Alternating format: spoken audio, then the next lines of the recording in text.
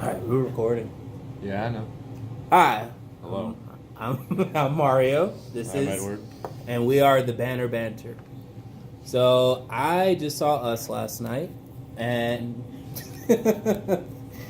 we're gonna make it. We're gonna get through this. I just saw Us last night, and I believe the movie is awesome. It was well shot. The visuals were amazing. It had a whole bunch of hidden messages. That I'm going to look further into so I completely understand the movie. I'm probably going to go see it again. Because I was in shock and awe when I saw the movie so much that Hi, Lisa. I was in so much shock and awe when I saw the movie, and I was so amped to see it that I feel like I might have missed something because I was so emotional and it was such a great movie. So, for the most part, I love the movie, and I would give it probably a 9.5 out of 10. Hey, I rated it 5 stars in my review. I absolutely loved it. Okay, but what didn't you like about it? What didn't I like about it? I can't really think of much. There were some points when they could have done a little more character development for some characters, but they were more side characters anyway. Okay. And everybody that really mattered got a fleshing out. So which side characters? You mean Elizabeth Moss family, the White family? Or another side character? Well, they did all the necessary fleshing out of various side characters as in, like, the tethers at the reel, but yeah, I think the White family probably got about enough, but, like, the twins, they basically just got introduction, and that's about it. Then they got the hell killed out of them. Mm-hmm. That was a pretty gruesome way to die. Yeah, although I must say, very efficient. Which, the dying, or? Yeah, them getting killed, like, that took 5 seconds, whereas, our main family, none of them can get killed for the whole movie. Yeah. Yeah, well, here's the thing. So, as I'm watching the movie, I went with my wife. For Winston Duke, he played M'Baku in Black Panther. He's such a wimp in this movie. And the guy is really big. He's very masculine looking. And that had him being soft. I don't know when they wrote this movie was toxic masculinity, like in the mind frame of Jordan Peele when he wrote it. But Winston Duke's character is the only reason I'm not giving this a 10 out of 10. I feel he was a poor representation of a black man. He was unsure of himself. He was acting weak. He was whining and crying. It's like he was completely unsure of himself until it was time to kill people, and then he became a man. I absolutely hate it. I feel with the way the black men are under attack in the media, he should have been dominant. He should have been tough. The wife shouldn't have been the strongest character in the movie. That's my only negative take from the movie. I think it's fine that the wife was the strongest character in the movie. I don't mind that. No. I don't want you to think that I don't want her to be the strongest character in the movie. I just felt that his character could have been stronger than what he was. Like, it just ate at my core to watch him be such a wimp. Like, he didn't stand up for his family enough. She was the rider. She was a tough person. She was calling all the shots. I don't mind it. I just wish he could have been stronger. So that's my only negative take. I can't find anything else wrong. I could be nitpicking at that. Yeah, well, of course, he could have been a little stronger, but I also feel like self-doubt might have been one of those themes, considering the nature of their doppelgangers. They're kind of doubting their sanity, doubting themselves. Mm-hmm. So maybe that hit him especially hard, considering, he's, what is it? He's a Howard graduate? Yes. That, I've always wondered why in movies they have people with shirts that say school on them. Mm-hmm. And I feel like that might have been part of his character development. Okay. That, perhaps his learning at a college meant that his skill set was a little different than just, staying strong and bashing skulls. True. You know about Howard University? No. It's a HBCU. It's HBCU stands for Historically Black College University. Mm-hmm. It's kind of like the Black Ivy League. It's like the Black Harvard. Mm-hmm. That's what Howard represents. I believe that they put that on his sweatshirt because if you ever watch Cosby Show, Bill Cosby used to always wear his fake university, which I'm blanking on right now. Lisa, do you remember the fake university that Bill Cosby went to on the Cosby Show? Hillman. Yeah. Hillman University. Yep.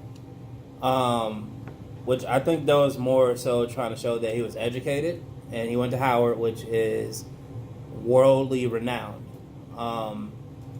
That's all good and well. No problem with that. Because on the flip side, he was everything that I expected him to be when he was his doppelganger. So you kind of got the best of both worlds. Like I said, Kobe pulling her straws. I have no problem with Lupita being the hero because I feel she deserves it and her performance was awesome. I just wish Winston Duke's character could have been written a little bit differently. That's all. I'm not expecting him to be some thug, some killer, some just... I don't want to be anything that he wasn't. I believe he played his role very well. I just wish his character was just a little bit more rugged. That's all. It's the only negative take I have about the movie. I think the movie's awesome. I think Jordan Peele, you're ahead of your time. The work that you're going to do on Twilight Zone is going to be amazing. I haven't had a chance to check it out. I don't even know if it came out yet. But I'll be totally looking forward to that and then your next projects. Edward? Well, yeah, I'm looking forward to whatever Jordan Peele has cooking up next because I feel like he's become the new age Hitchcock. He's got... Wow. Yeah. That's a high compliment. That's very heavy. Mm-hmm. But That's very heavy. yeah, the movie was full of suspense and twists, and it was really clever, especially with hiding its... what's the word? Foreshadowing. Mm-hmm. It hit its foreshadowing really well. It didn't seem, maybe relevant at some point in time, but looking back, everything came together, beginning to end. Hands Across America, beginning and end. It was very bold and very interesting, and it really takes you by surprise when you're not paying attention. And then once you watch it again, you see everything come together. Because I feel like it's one of those movies that you can enjoy the first time, Mm-hmm. and then the second time you watch it, you're just going to be like... Yeah, you got to enjoy it. Mm-hmm. But I analyze movies a lot, reviewing is one of those main things that I do. So I kind of look at it within 2 or 3 viewings at a time. That makes it a lot easier to really dig in when I'm always thinking about these various elements as I'm watching it. Mm-hmm. I grew up and one of my favorite movies was Inception. So, that kind of complicated setup and just how weird it gets prepared me pretty well for Us because I feel like it's a, suspense thriller, inside out, kind of rendition of Inception, especially with how it played with the music. Yeah. What about the people who... So I went to Fandango because that's where I got the tickets for my movie, and I looked at some of the reviews. A lot of people gave the movie 1 star. And you're out of your effing mind.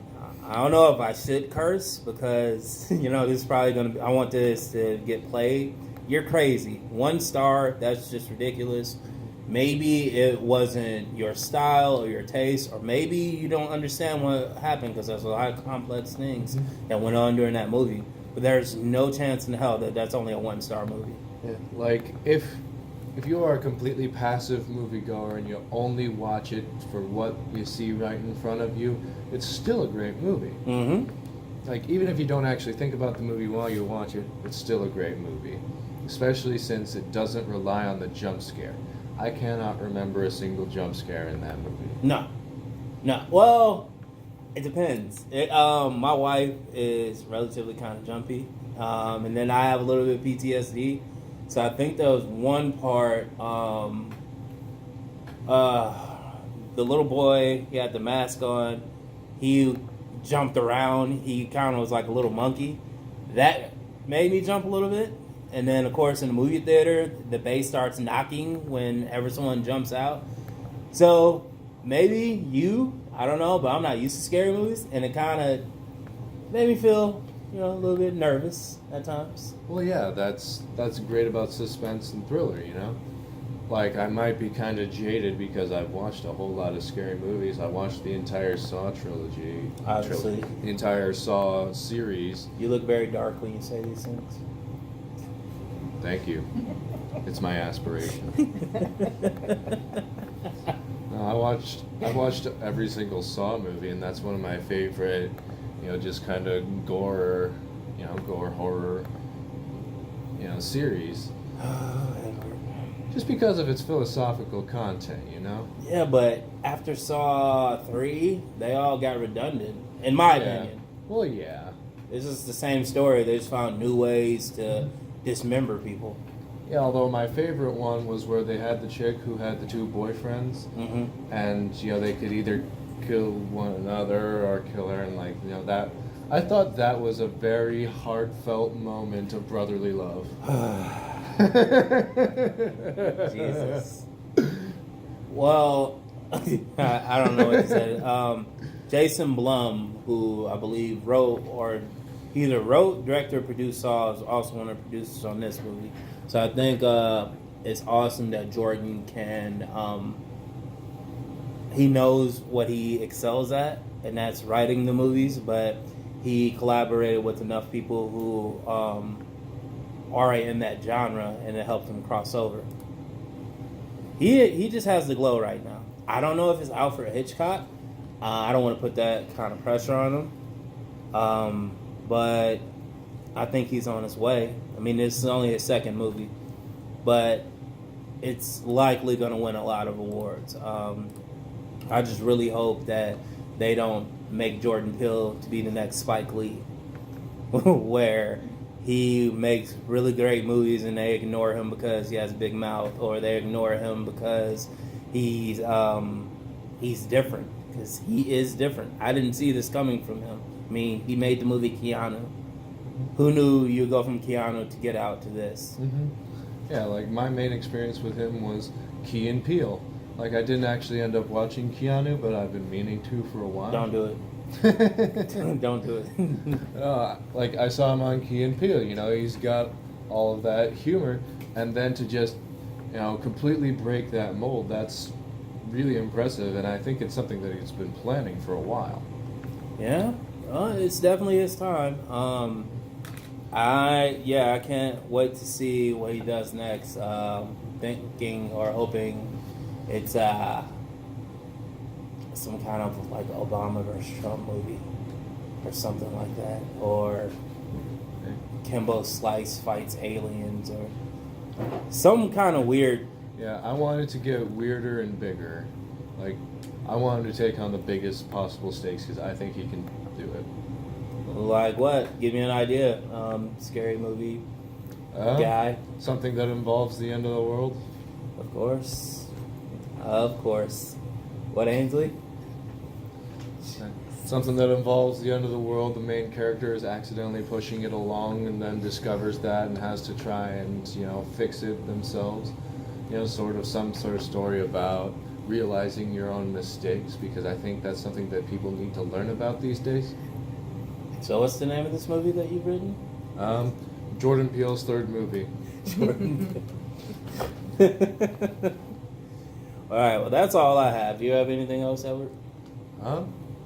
Hey, my thoughts about Us. Really clever, great music, great acting.